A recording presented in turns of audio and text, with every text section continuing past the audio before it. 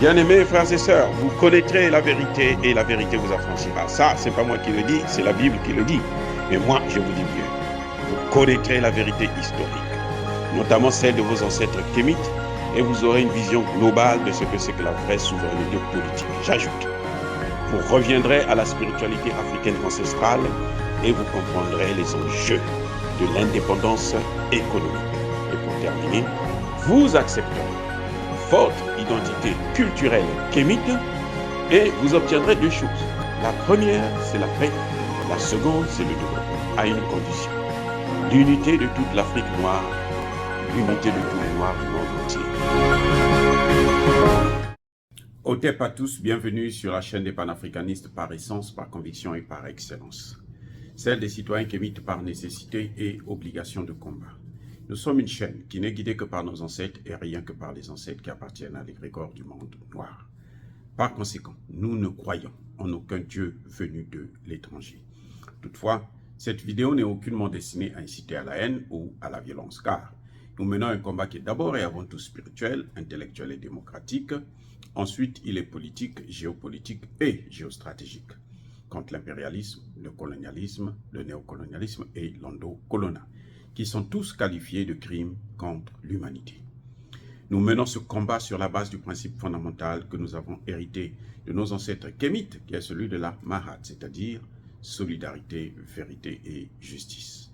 Vous êtes donc en droit de connaître la vérité et nous avons l'obligation de vous dire la vérité, rien que la vérité, afin que justice soit rendue au continent africain. Et ça, c'est notre modeste contribution dans cette noble lutte en faveur de la souveraineté, la dignité, la solidarité et l'unité africaine.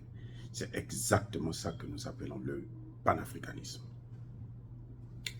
Bien-aimés frères et sœurs, la guerre entre la Chine et les États-Unis se poursuit maintenant sur le sol américain. En principe, je veux dire dans le continent américain. Les Chinois veulent installer une base militaire à Cuba. Ils sont en pleine négociation. Et ça irrite les États-Unis d'Amérique. Les Américains accusent maintenant les Chinois de les espionner depuis près de 13 ans. Parce qu'ils sont à côté, ils ont de bonnes relations à Cuba, ils investissent beaucoup à Cuba. Et maintenant, ils veulent carrément avoir une base militaire à Cuba. Alors que, et c'est là la contradiction, les Américains ne peuvent pas interdire à Cuba de recevoir une base militaire chinoise. Pourquoi? Parce que déjà, Cuba est sous embargo depuis les années 60. Vous vous souvenez de l'histoire de la baie de Cochon, où les Américains ont voulu assassiner Fidel Castro, et ça a tourné au fiasco, et tous les assaillants ont été massacrés. Là, nous étions, je pense, en 1963, si j'ai bonne mémoire. Et depuis là, les États-Unis ont mis Cuba sous embargo. Avec l'histoire aussi de la Russie qui avait, l'ex-URSS, qui avait installé des missiles à Cuba. Et jusqu'à présent, Cuba est toujours sous embargo. Donc, on est en train d'asphyxier le pays. Et les Chinois ont trouvé une opportunité pour rentrer, pour investir, en contournant les sanctions américaines. Et maintenant, ils vont jusqu'à installer une base militaire. Et qu'est-ce qui se passe exactement?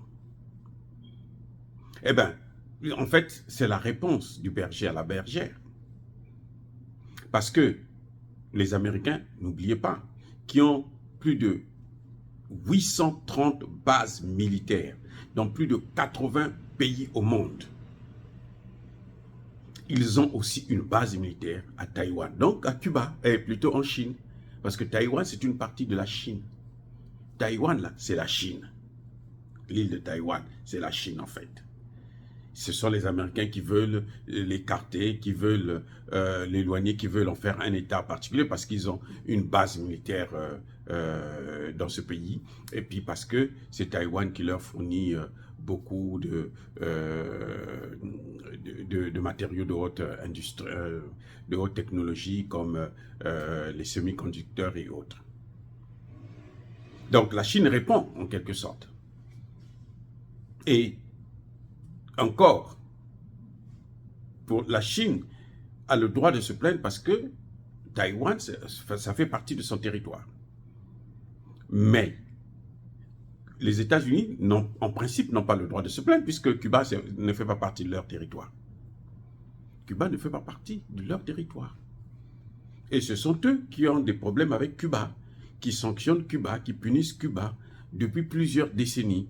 Et donc, ils n'ont aucune raison, si il s'agit de la coopération normale, si on respecte le droit international, de se plaindre. Alors que la Chine, elle, a le droit de se plaindre, même aux Nations Unies. Vous savez que Taïwan n'est pas connu comme étant un État aux Nations Unies.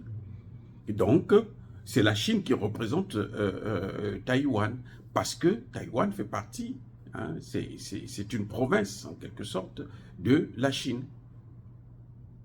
Donc, c'est une affaire à suivre, et plus les Américains agressent, maintenant de plus en plus, on voit que beaucoup de pays sont en train d'ouvrir les yeux pour se dire que non, nous, on ne doit plus se laisser faire.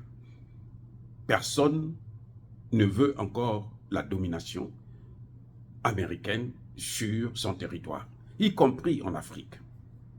Alors, combien de fois la Chine, qui est la première, sinon la deuxième puissance économique mondiale, et une des grandes puissances aussi militaires. La Chine, à elle seule, compte plus de 2 millions de soldats. Donc, ils sont prêts à faire la guerre. Bref, dire cela, c'est inciter à la haine ou à la violence? Non. Yabakolerve, Yamalembe. Encore une fois de plus, bien-aimés frères et sœurs, soyez bénis. Je persiste et je signe. Soyez abondamment bénis par le Dieu de Kémite et par nos ancêtres angélisés. Mais que tous ceux qui persécutent le continent africain le pillent et le déstabilisent, qu'ils soient noirs, blancs, chinois, arabes, indiens, qui qu'ils soient maudits, punis, foudroyés, neutralisés, effacés, écrasés par ce Dieu de Kémite et par nos ancêtres angélisés. Vive l'Afrique éternelle, j'ai dit et j'assume.